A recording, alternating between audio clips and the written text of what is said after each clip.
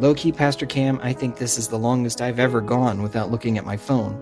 And I don't even want to. These are astounding words from a teenager in this day and age. And what was the activity that was so captivating as to overcome the dopamine vortex that is the modern phone? A 500-piece jigsaw puzzle that she and the group were determined to solve. I walked outside of our cabin to check on the other teens as they were all on their free time portion of our weekend retreat. What mischief would they be up to? Half of them were on a floating dock in the lake.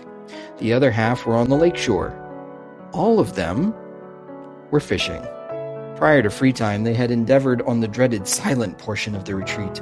No phones, no distractions, just be outside and be present with an eye out for God's presence and voice. As I returned to the cabin, I noticed that several of the phones were still left on the table from before the silence. Modern-day miracles, puzzles, and fishing. This is the magic of a retreat.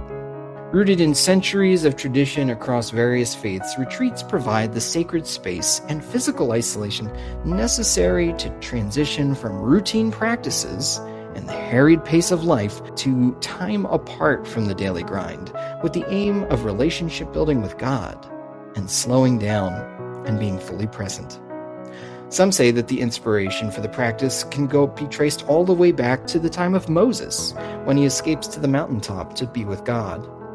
Jesus was also known for getting in the boat, a fishing boat nonetheless, or going to quiet and secluded spaces to be with God and away from the crowds as well. For many years, I've been going on retreats as a participant and a leader, and I never cease to be amazed by what can happen when we give God the space and the time. A majority of my most moving spiritual experiences have been during these retreats. Even in the midst of an upcoming move and all of the logistics of managing the retreat and the retreatants, I was still finding that God was speaking to me in the intensity of the quiet and natural surroundings of our camp.